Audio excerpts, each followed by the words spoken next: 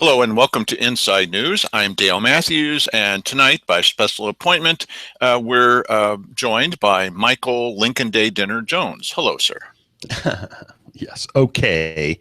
Uh, yes. I went to the Lincoln Day dinner in Jackson County yesterday, or last night is a better way of saying it. And it was interesting. Mike, Yeah. Please review the food. That's why you were there. The food. Okay. I'll just tell it to you like this. The food was exactly what you should expect to get when they're preparing food for 1,000 people. There were 1,000 people there. There were 1,000 people there. There was a lot. I don't know if it was 1,000. It was several hundred. There's no question. Well, sitting room only. Well, yeah, I mean, it was a dining room, banquet room type deal, and it was full. Wow. Wow. Okay. So who spoke really? Sorry to interrupt you. That was Bill Whittle. And, if, people that are internet video fans would know Bill Whittle if, it depends on your politics, of course. But he gave a great speech there. It was sort of a pep talk for Republicans that are sick and tired of having their rear ends handed to them. And, passionate defense of capitalism as opposed to socialism. And interesting, he went into detail about how he talks to young people about, are you a Bernie Sanders fan? And why would you be a Bernie Sanders fan? If you are a Bernie Sanders fan, then why don't you, for the sake of, the betterment of society, hand forward your cell phones and we'll liquidate them and give them to people less fortunate. And of course, nobody's going to do that because, if you're under 30, certainly you've got one of these and it's your connection to the world. And so capitalism is what brings you the things that we value in life, and you can make an argument that people are too glued to these. That's valid, probably. But the idea is that what we're doing right here is not available in a non-capitalistic society. We would not be doing this right here because this came from capitalism. The ability, the fact that YouTube allows us to stream live on their network for goose egg is a product of capitalism because they're trying to draw people in and they're making money off people viewing advertisements and all that sort of thing. But not on our show. No advertising. No income at all. We're not capitalists. We're socialist. No, we're not. Stop it. I don't know why they allow us to do this, to be honest. And I don't really care. It's work, but this would not be available. Okay. Right now, I read something here on Facebook not that long ago. An article popped up that Venezuela they're having massive issues down there. Their whole all their oil. They're having lots of. Yeah, their economy is collapsing. It's like price of oil has gone down, hasn't it? Yes, it's a circling vortex.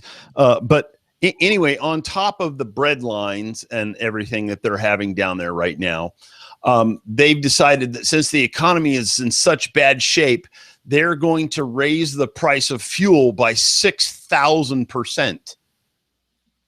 And they're going to devalue their money. And I'm thinking, devaluing money, that's like inflation. So automatically everything skyrockets in price and becomes scarcer because it costs more to move things around the country. I mean, if oil costs more, then it costs more to take products to market. And, that they're already having an issue where people don't find it profitable to export to Venezuela because, you know, they're having problems getting paid, and there's not it's not a free market. Well, they went through this. They went through this before. Anyway, people are ceasing I was going there, and sorry, I was working with a company in Venezuela doing some TV and communication stuff, and by the time I finished the work, they were forbidden to pay me because they by their government. They couldn't let, not just because of me, but they couldn't let any of their reals, I think that's what they use. They couldn't let them out of the country. Oh, well, yeah, they've got big problems, and it starts with socialism. And socialism, people think that socialism, and this is, we're doing it, this is a local show, and so we're not really getting into this in depth, but since we mentioned it here, socialism, the problem with it is that people think that it is altruism. And in reality, it's not altruism. It's tyranny. You have a couple of people up top that ultimately, when you have the ultimate socialist / communist control, you own everything as the dictator. And so that's what's happened down there. The guy who died, and I forget what, Chavez was a dictator down there. He had cancer and died. His entire family are billionaires. No one can point to. How did that happen? Yeah, I mean, no one can point to what thing that they contributed to society that made people want to give them billions of dollars. But they have billions of dollars, and their people have nothing. So this is the ultimate end of that type of government model. And so anyway, and that's basically what the whole speech was about. He hit on a couple of things that are very big issues here. The government owning all the land in the western states. That was a big deal that he talked about. He hit on a couple of local stories. The guy who's going to prison for sequestering water that fell on his roof. Instead of letting it. Yeah, that's just insanity. But okay, this is where we're at now. So vote. Don't forget to vote. People who don't vote, they're making a big mistake, because this is what you end up with if you don't vote. And don't, please, everybody, don't try to vote today. Yes. Wait till you get the ballot. Right. And also support politicians. No, don't do that. Just stop. Okay. So, as long as we're out there, I'm going to explain why this eye is over my shoulder. You already know why this is over my shoulder. Why is that over my shoulder? This is related to the story that happened that affects all of us. And there's a local connection only because of the kind of people we are here and the kind of audience that we have. This is about Apple versus the FBI. Mike, you wanna lay the foundation for this, or would you like me to? Yeah, I can. I'm familiar with the story. Essentially, there's everybody knows about the San Bernardino shooting, and in the San Bernardino shooting, I guess the guy was a county employee, and so he had a government issued phone, and so an Apple iPhone. Yeah, it's an Apple iPhone, and the FBI wants into that phone. They want to know what's on there, who was he talking to, that sort of information. So they've gone to Apple and said, "Hey, listen, and there is some legitimacy in the asking. It's a it's a Fourth Amendment issue. You don't give up information. You don't have to. You don't have to come forward with the information without a valid warrant. Well, they have a valid warrant. However, their answer right now to not opening up the locked phone is that we don't even know how to open that phone. It would require us manufacturing a a back door to that phone. There's an issue with that, though. If they do sit down and punch out code to create a back door past the encryption on their phone, it will apply to all of their phones, and which will allow the government at any time they want to go, we want the data on your phone. They come take your phone from you, and they have access to everything that's on there. And so that's the objection on Apple's part, is they don't want to do that, because they feel that they have earned a certain amount of trust with the market, and they don't want to give that up. And I wanted to talk about this because this maybe not especially here, but also because the way that we are here. If you trust the FBI and everything they do and say, why, no problem. Or the BLM or any other government agency or our county commissioners, why? Go ahead and give them your information. On the other hand, don't you care at all about defeating ISIS? And well, they said that we were just like ISIS for opposing the last levy, but I mean, they did.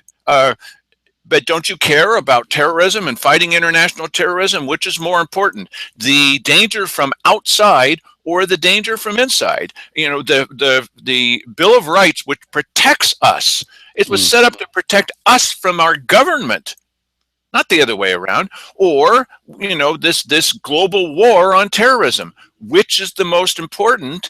And where do you want privacy? No, I don't want privacy. I want to defeat the bad guys. Which bad guys? Yeah.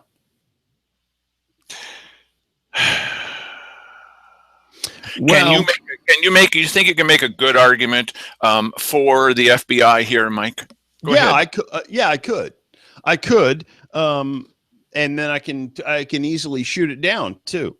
The good argument for them is that, hey, you have information that, if we are able to get access to, could save lives. That's really the argument in a nutshell. Or we may be able to, find other sleeper cells within the country. And, if we identify who the contact is that the person did all this, talking to on this phone or communicating with on this phone, we might find that that same person is also talking to a number of other people. And that will help us to break that up. So,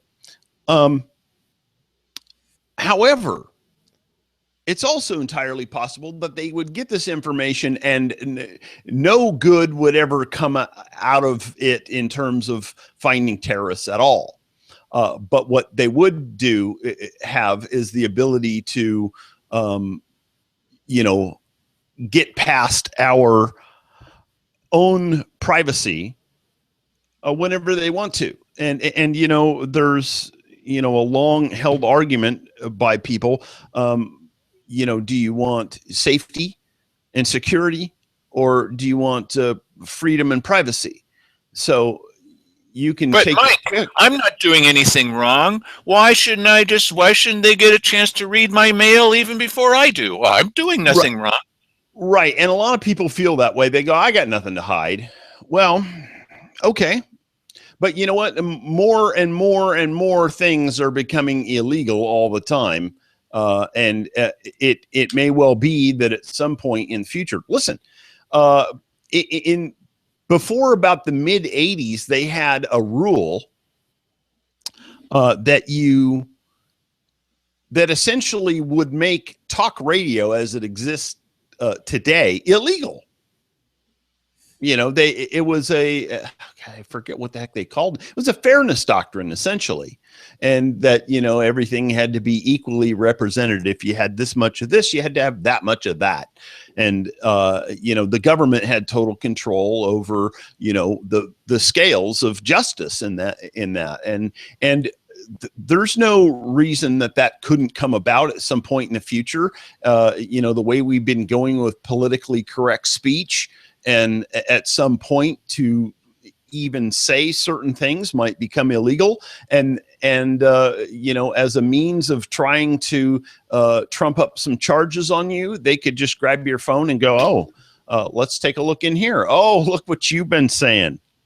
You know, I think it's a bad idea, and I support Apple in this. I don't know what's ultimately going to happen, because did you guys know that you guys, I mean the audience, did you know that in some European countries that politicians have worked out new laws where they are forcing YouTube videos to be pulled off, because they want to be able to stop their record for being shown again and again and again past a certain number of years. So if Simon Harris did something 3 years ago, he doesn't want people looking back at that. Okay. Well, shocking.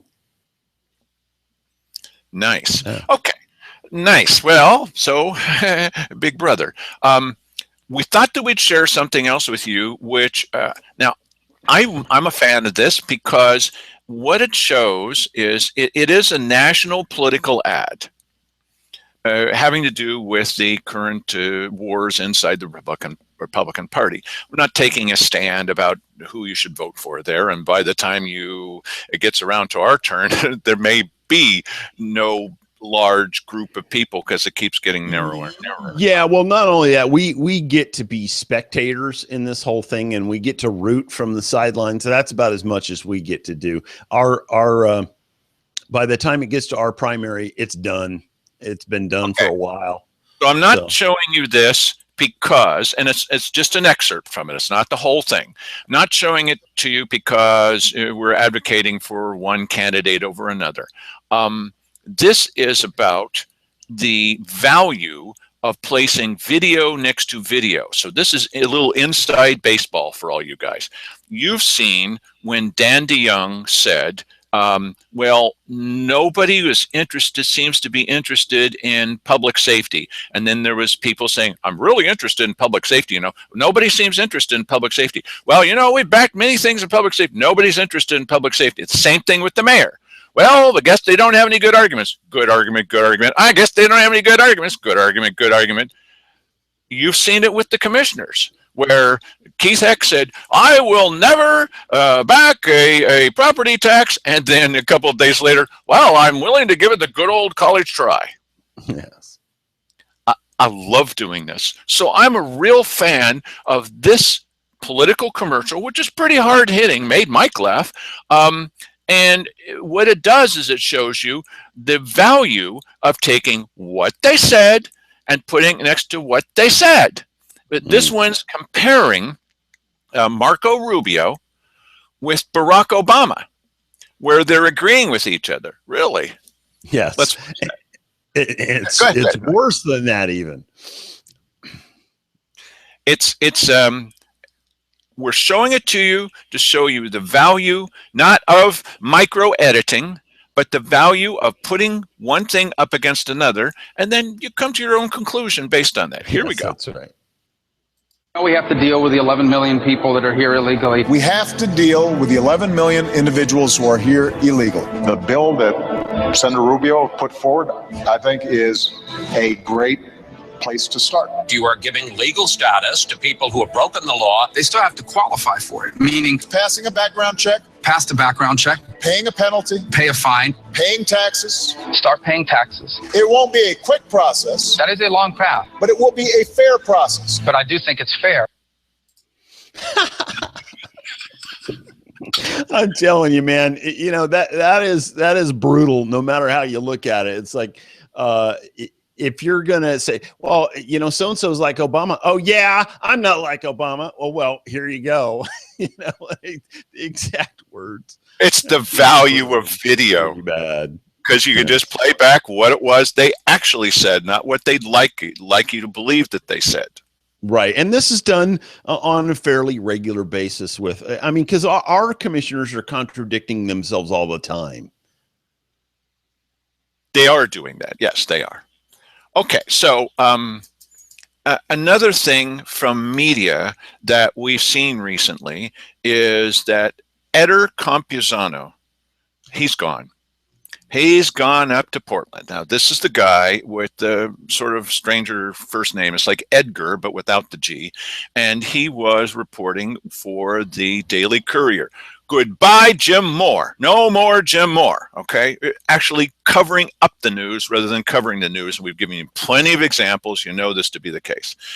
And so he was replaced by two people, Jules Rogers, who is now doing happy, fluffy pieces about the city council. It might as well just be Jim Moore, and Eder Campuzano, who was 2/3 of the time doing some pretty good investigation into what's happening with county politics. Thank you. So we're not the only ones. Well, we are now. So Eder, as a parting gift, decided to post something. He had not done this before on Facebook. And we cover Facebook for you, as you know, and the media, as you know. And he posted this thing so that we could hear a little bit about what he had to say about 3453. Oh, that's timely. And so Mike is going to, we do what we can to breathe life into just written words. Mike is going to be oh so fascinating and picking out parts of what Eder said and reading them aloud to you. Oh, this is my favorite part. Well, now, Dale, you had sent me this thing, and this is about the RCC bond measure. So I'm talking about the one from Eder Campuzano that you found. Oh, yes, I did find that, but I was not aware that while you're looking to read. Yes, I will start it. Okay. What he wrote, and we're gonna not read all of it because it's pretty long. In 2013, writes Eder Campuzano, the Oregon legislature passed House Bill 3453, which would allow the governor to declare a state of fiscal emergency in a county, well, they meant us, and along with a delegation of elected officials from that county, take over operation of the public safety system. Then Governor John Kitzhaber lobbied the legislature specifically because of the shaky funding structure, according to Eder, for public safety in two counties, Josephine and Curry. The majority of folks who discuss HB 3453, whether it's public meetings, letters to the editor in the Daily Courier, or on community Facebook groups, also here, do so with an air of doom. There's very little support for the state to take the reins of the county jail. It's not just about the county jail, Eder, but you're not here anymore. Right. And so here's the skinny on that. Why are we talking about this now? The majority of Josephine County's public safety funding is provided by federal subsidies from Congress. According to Rep. Greg Walden, it's highly unlikely those subsidies will be approved this year. No, it's impossible for them to be approved this year because we were approved for 2 years. Thank you very much, Greg Walden. Good gosh. Yes.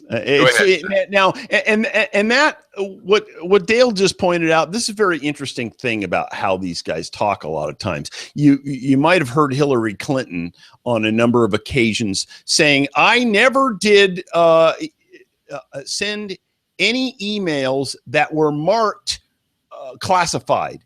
Well, that's because they took the markings, the classified markings off them and knowingly, and then sent them. And that's how they get around that. So you can, parse the meaning of the word is, and you're still, well, what I said was absolutely correct. Well, yes, but it gave the wrong impression. That's correct. Yes, sir. Yeah. Anyway, so the last of those payments, $4.3 million in total, will expire in 2017. The majority of those funds are dedicated to public safety. The jail alone cost $2.4 million to operate in the 2015-2016 budget cycle. Now, we can't read this thing that's in there. You can go look at Facebook. Yeah, there's a table in there, and you know what? We should probably I'll repost this on Josephine County Politics, and I'll put it on Neighborhood Chat and a couple other places. That's smart. That's also what we do. Look, we don't charge for this. What we try to do is get the information out there, and you can make up your own mind. Then he can change. Go ahead. No, he Yeah, doesn't. and if you want us to send you a link to this article, then here's the address: badcounty@cpros.com. Right. Bad County. Oh, no. Bad. Oh, now it's gone. Put it back up, please. Badcounty@cpros.com. County@cpros.com. CPROS. Thank you very much, Mike. Okay, so I'll read the next little part. The next little part says, because the Oregon Constitution requires a county government to operate a jail. This is not the only issue, but okay. This puts Josephine County in a bit of a bind. Voters have struck down 7 levies since 2007. Why is it the Courier can never get this right? What in the world? What is the desire to go 4 levies in 4 years and 3 levies in 3 years, 2 levies in 1 year, or whatever? Why do they do it like that instead of just saying, hey, listen, these guys haven't passed a levy since 2005 or something, Right. That's 9 times since the year 2000. If you count 1998, that would be another time. Come on. Yeah. Okay, that would 7 levies since 2007. That would have raised property taxes to fund public safety. 4 alone since 2012. Yeah. Whatever. That's a problem. No, it's not. That's a victory. Because the majority of cash that flows into Josephine County comes with major strings attached. Okay. The county health department, for example, is funded almost entirely by state and federal grants that can't go anywhere else. Mike has railed about this many times. Such is the nature of approximately 90% of the general fund. Well, I don't know about that. Yeah, I don't know about that either, but the Courier is always so right about their numbers. Go ahead.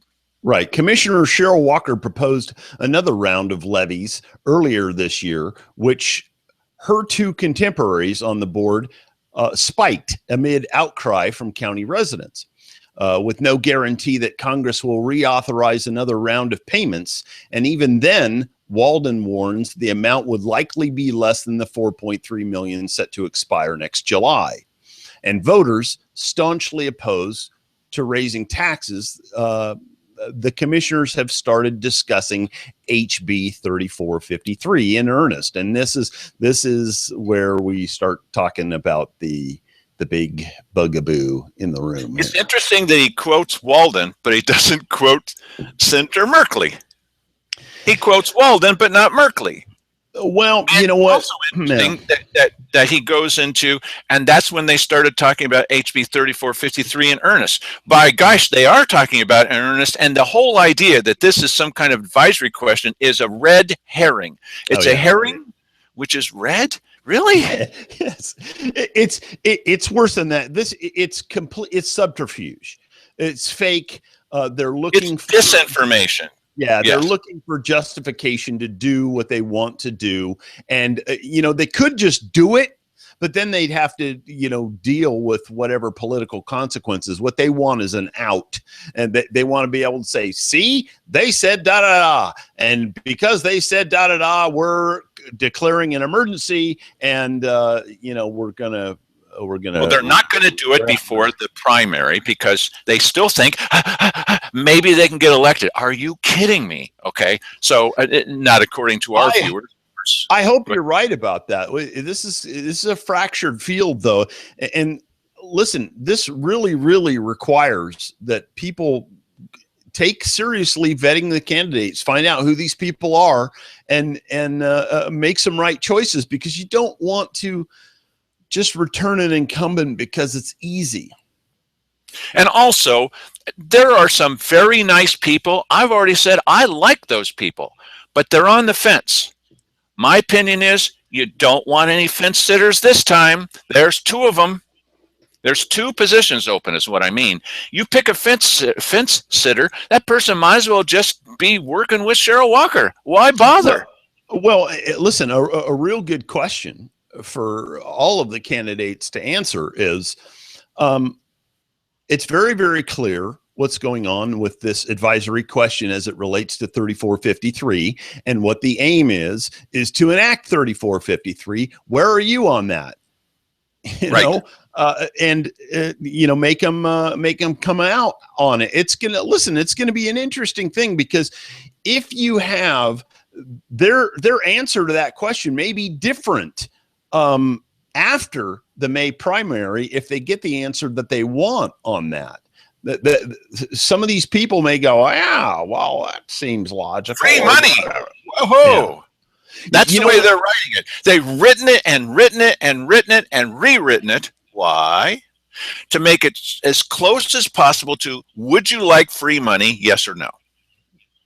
Yeah. And I think people are in error. If you believe that there is such a thing as free money, then, I've got a presidential candidate for you. But the bottom line is that you are not ultimately, first of all, I'm not even comfortable with the idea of bilking people in other part of the state to pay our way here. That's not what I'm interested in doing. Ultimately, you're going to pay for this. Ultimately, you're going to get the bill. And there is interesting analysis of 3453 that indicates, yes, they have the power to come in and raise your taxes, and they likely will do that. Well, when we talked with Wally Hicks, as we told you on the show, he said that you think that you have some kind of protection from the charter. You don't have any protection from the charter, because the commissioners can especially in an emergency, can just say, well, this must be done. And here's the most interesting part of all to me. They're very frustrated, the levy pushers, that for many years they couldn't quite make it. The people kept winning every time. Okay. Well, in this, they don't have to get a majority. All they have to get is a kind of a decent showing. Boom. They're going to, as Simon says, pull the trigger. See, they don't have to put up with the American process of free and fair elections. Is that what they want? No, because they're not getting what they want out of this thing. Okay, so Eder Campuzano said, how does it start? We're not going to read everything he wrote. It says, in order to invoke HB 3453, a county's leadership would need to approach the governor's office, already done, and formally request a declaration of a state of fiscal emergency. Whatever that means. At least two of the three commissioners, the two that are running for office, would have to approve it during a public meeting. That's not at all clear that they would have to do that during a public meeting. Go ahead, Mike. Okay. Josephine County voters will weigh in on whether the current crop of county commissioners, Simon Hare, Keith Heck, and Walker, who was appointed as this year's board chairwoman, should give it a try. The commissioners have placed an advisory question on the May ballot. During several meetings and interviews with the Daily Courier, all three commissioners have said that a definitive vote of the people, say 60-40 majority, either way, will likely set their decision. Either way, what does that mean? So we have to defeat it by 60%, or it has to pass by 60%. I mean, I don't believe that if they get that close, that they are going to give the nod to the people that they hate. They've made it clear over and over again. They can't stand us. And I don't mean just Mike. I mean all of us, the ones that have been voting this down. They are not going to wait. This is their final chance. You heard what Dan DeYoung said to Cheryl Walker. This is their final chance to go past the will of the people. Say, I don't care if it's 51-49. I don't care if it's 56-44 as it was last time. I don't care if it's 60-40 with 40% saying yes. That's close enough to 50%. Pull the trigger. They don't have to do it the free and fair American way. We've seen that with people in meetings that we've told you about ad nauseum. And it's not just because they're the Republican Central Committee. They don't like the results of votes. The American way of doing things is abhorrent to them. We know this to be the case. I'm not making that up. That's not an exaggeration. They just hate that. They keep getting outvoted. These characters are not going to put up with being outvoted ever again. And they'll have nothing to lose because they're not going to make it through the primary. Go ahead, Mike. I hope you're right about that. So I wouldn't ask the question if I didn't want to know, Hare said. Now, wait a minute. He's also said, I already know the answer. Yes. Well, yes, but that wasn't for public consumption. That was just for the consumption of his fellow commissioners and people in the room and the camera that he forgot about. Right. Anyway, Walker and Heck have echoed similar sentiments during one-on-one interviews. Despite rumors to the contrary, there's no evidence to suggest they'd pull the trigger before the election. No evidence. Okay. What happens if they ask the governor to step in, says Eder Campuzano? First, the governor would have to declare a state of emergency, no problem, in Josephine County. Because who's telling him that it is a state of emergency? Well, the sheriff is telling him it's an emergency, while the sheriff is going in and asking for vehicles that get better gas mileage. It's an emergency. Cheryl Walker is Johnny One Note on this. Jane One Note. She's saying it all the time. Simon Hare has bragged to people before he ran the first time, I'm going to be the first commissioner that gets a levy passed in this area. Keith Eck, I would never do such a thing. Oh, I'll give it the good old college try.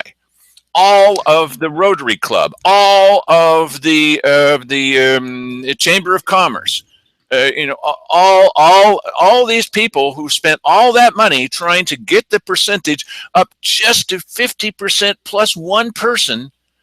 They've had it up to here with having to put up with stupid voters that keep saying no. This is their last chance. It's been almost 20 years. They can't win. So all they want to do is get close. Well, and listen, this is one of the things that I had a lot of conversations last night about the local funding issues and local, problems with state government. And there's this love affair with the idea of governing by emergency. And it's such a big issue now. They're trying to put legislation forth to deal with that. Like, hey, can we back off on everything being an emergency here? Because of course you can pass anything because it's an emergency. So that's right. There's stuff going to be happening on that in the news probably in the next couple of months. Hopefully, well, you may remember the constitutional sheriff that we used to have. Sometimes he was, sometimes he wasn't. Okay. And under a state of emergency, the sheriff, we've mentioned this to you before, could come to your house. If he sees things that he wants and you're there or not there, he could take it. It's an emergency, you see. And so maybe you've put a bunch of sandbags at your house because you live, as I do, not too far from a little creek or river. And you've been buying over a period of time, or the last couple of years, you have all these sandbags. Look at all these sandbags, and they take them. And according to the emergency operations plan, they don't even have to leave you a note. There's our constitutional sheriff we used to have. And what we have now is even better. From each according to their ability, to each according to their need. Yes, that's. Yeah, we've been sandbagged again. Mm-hmm. Sandbagged, yes. And so anyway, let's see here. Under an emergency, they can suspend all kinds of rights. All kinds of rights. That's what an emergency is about. That's why Cheryl Walker and Keith Eck are so in love with the idea of an emergency. Yeah, and that is one of the larger dangers of that. Ultimately, is once they see that they can govern very effectively by emergency, and that rationalizes them enacting any number of things, and they can take that to whatever extreme and keep perhaps building on even trivial things year after year and say, well, this is an emergency. We just absolutely had to do this. I'm expecting that in that sort of action for tax increases at some point to fund all the unfunded liabilities they have hanging out there. But anyway, well, wait, Mike, just a second. Since you talked about tax increases, and because there's only so many hours in the day, how about if we jump to the next tax increase, which a lot of people don't know about, and we'll jump out of this burning airplane. Okay, yeah. Listen, if you want to finish reading this, it goes into what happens if they ask the governor to step in, and some of the people involved. Are they going to raise taxes? What happens after that, etc. And if you want to, if you want a link to this article, badcounty@cpros.com. I will post this in a number of places around Facebook, Josephine County Politics Neighborhood Chat. There's another one called The Wall. I'll post it in those places, and you can check it out there. Thank you for doing that, Mike.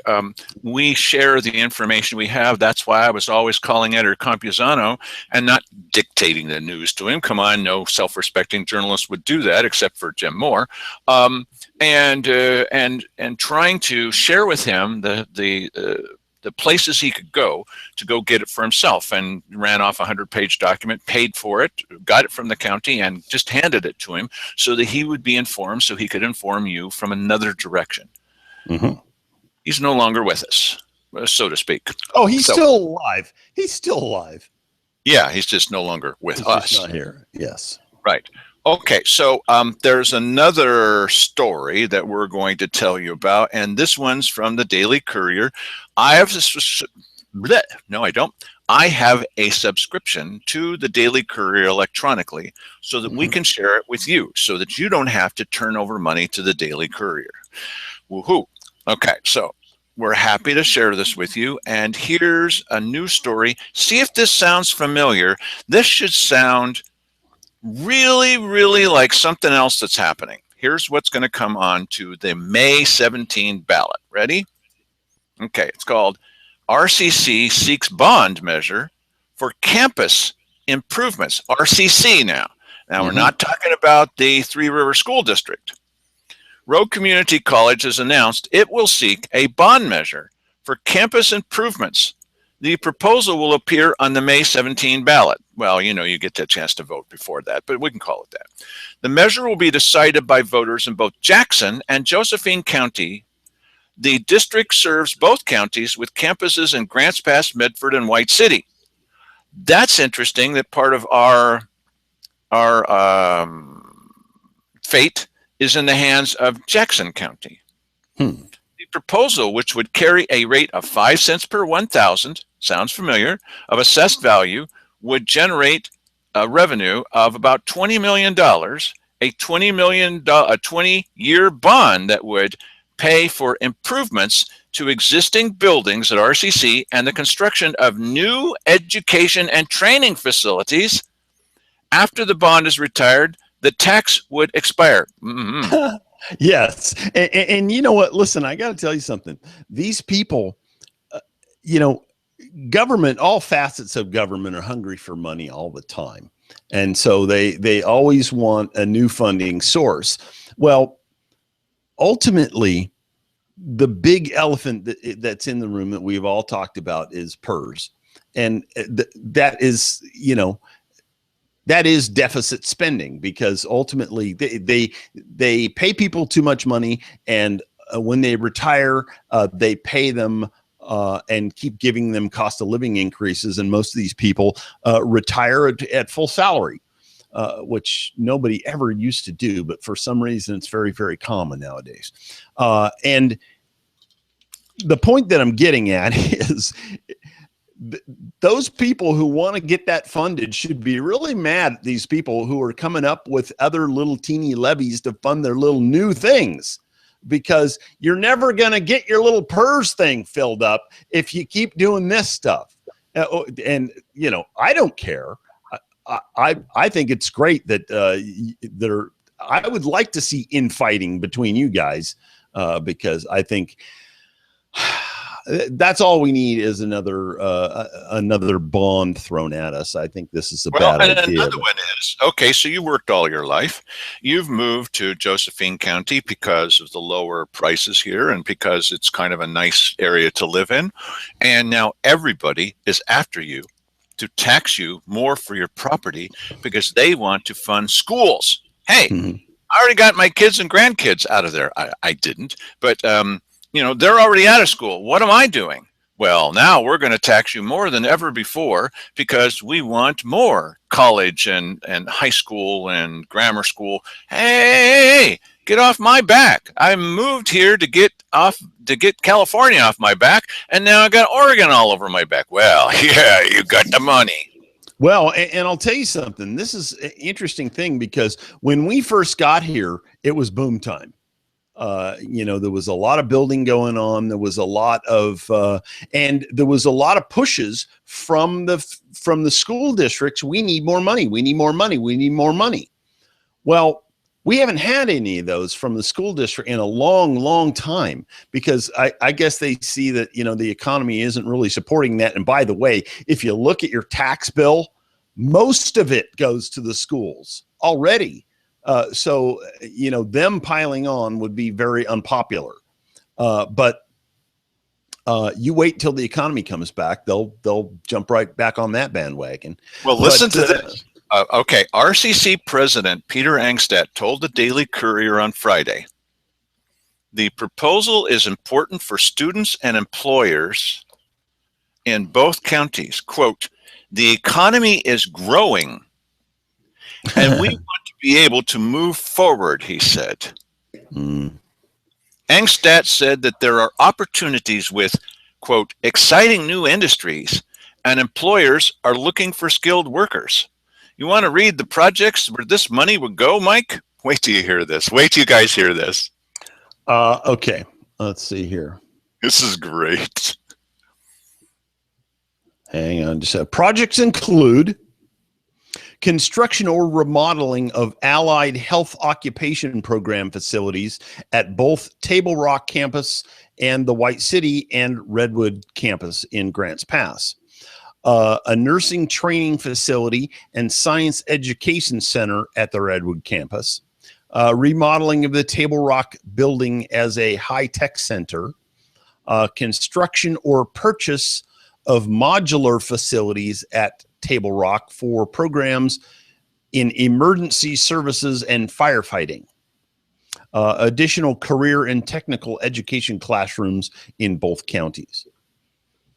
According to a news release issued by RCC, voter approval of the bond measure would help the college qualify for $8 million in matching funds from the Oregon legislature and possibly more money too.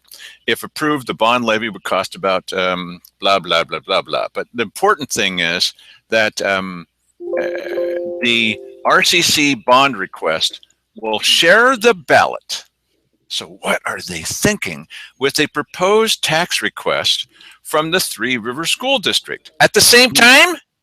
Well, let me ask you, Dale, Yeah. Is the Three Rivers School District bond thing, is that going to be this year? Yes, Because- it's going to be well, Yeah. the request will be on this ballot. Now you think about it. If you were with the River School District, you'd be ready to kill these guys because you put one thing on there saying, oh, think about the children. We need to have these 6 deputies. And, there's another question altogether. What in the world are they doing with the 6 deputies that should be available to everybody, but they're only available to the school somehow? If they can do that, it's going to be run through the sheriff's department. Why isn't he doing that on other issues? And what's up with the, the safety at the schools and all the rest of that? Oh, well, we're going to need them, have them there. What to get after the kids? Okay, that's one. But if you, just one last sentence, if you had that sentence and a half, if you had that on the ballot and you thought, okay, people are going to vote for this. And now here's another thing. And people are, in my opinion, likely to say, well, now, wait a minute. Forget both of them. Oh, no.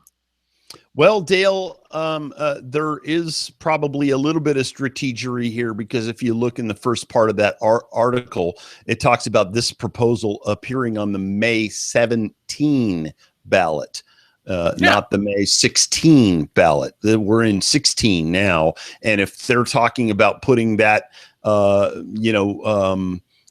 assessment or that levy for the officers, retired officers in the schools on this May's ballot, then that would put these 2 ballots a year apart.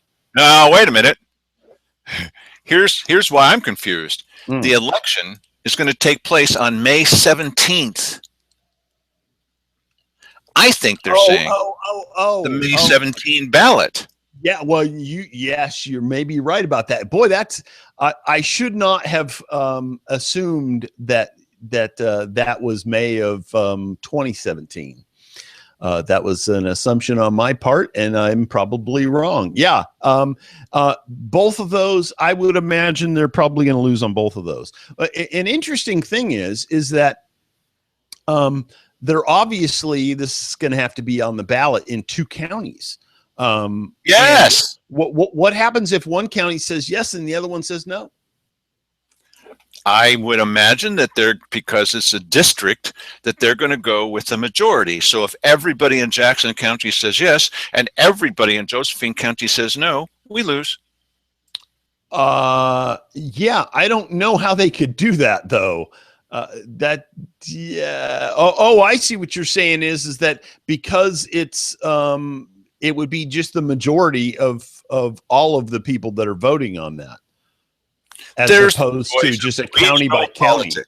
Yeah, remember when he had So Ready and they were describing things on a regional basis? This is another one of the delights of regional politics. Yeah, well, that doesn't make any sense though, because it is a tax increase. Although they don't call it a tax increase, they call it this is a bond measure. It's different. It's not the same as a tax. And maybe that's how they get. They kept mentioning Table Rock, Table Rock, Table Rock. Yes. Well, and maybe that's how they get by this thing, is that they get the majority of the people in both counties to vote for the darn thing, and then we get stuck with the bill anyway, even if we don't want it. Maybe. I think Mike's right. I predicted this too, that the likelihood is that people, if they looked at one and they said, it's for the children, it's Three Rivers School District, come on, okay, look, and they ignore the idea that we could have more patrol officers for everybody. No, think about the children. Now they see these 2 things on there. Oh man, that is just too much. No. Well, yeah, listen, and here's interesting. This actually may work to our benefit. You've got this, you've got the thing for the thing in the schools, and they're going to try and run this little stealth question past you and get you to vote yes on that too. I think that that may ultimately work in our favor. People will go no, no, and no. They're in the mood to say no. Yeah.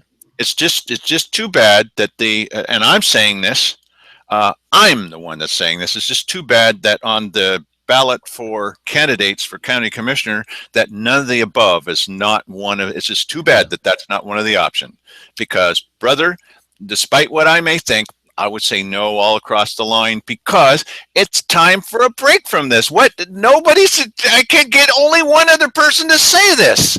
It's time for a break. Stop it. Well, so we told you what to do if that's the way you feel. If you don't feel that way, why, you got 105 candidates from which to choose, and go ahead. It's just, what color tie does the person wear? What hairstyle do they have? Is it male, female, or, guy in pantyhose? It's up to you. Is the picture that they have in the voters pamphlet a good one? Yes. Many people are, yes, of course. I'm going to have a happy, jolly picture of that's probably a good portion of what explains John F. Kennedy. And Marco Rubio in this particular case. I don't find him, a particularly appealing candidate, but a lot of people like him, and the chicks dig him. They think he's good looking. So, okay. So I will leave you with the conversation that we had when it was back when Sandy Casanelli was running against Simon Hare. There were a number of people that were running, and we went to a Zonta meeting. Zonta, the discussion that day was how white slavery is got a big center in Grants Pass. Okay. anyway, a number of people were there. They had invited all the candidates, and some of them showed up. And so after the discussion and the meeting in general, and people got up and said a few things, I was over in the corner talking with Sandy Castanelli about county politics, and one other person, I don't remember who it was, had joined us. Simon Hare was over in the other corner, surrounded by Zonta women. And I kid you not, here's what two of the ladies said as they walked away beaming. Boy, don't you love his pants?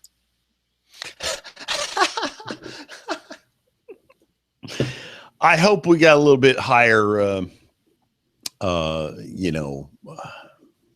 look what they got. criteria. Here's a guy that's got a big emphasis on his pants, buddy. Yeah. Yeah.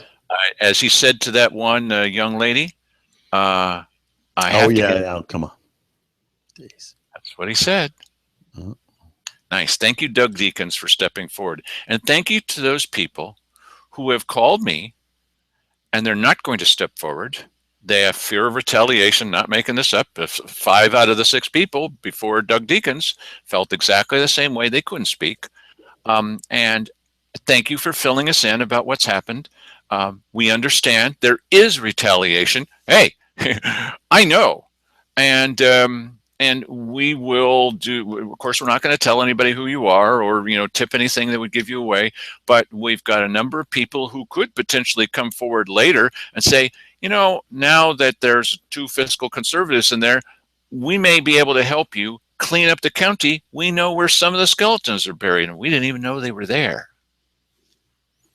That would be nice. This is why 3453 looks better to the county commissioners than it did before, because the first version, they would come down here and investigate the books. Well, they were going to support that.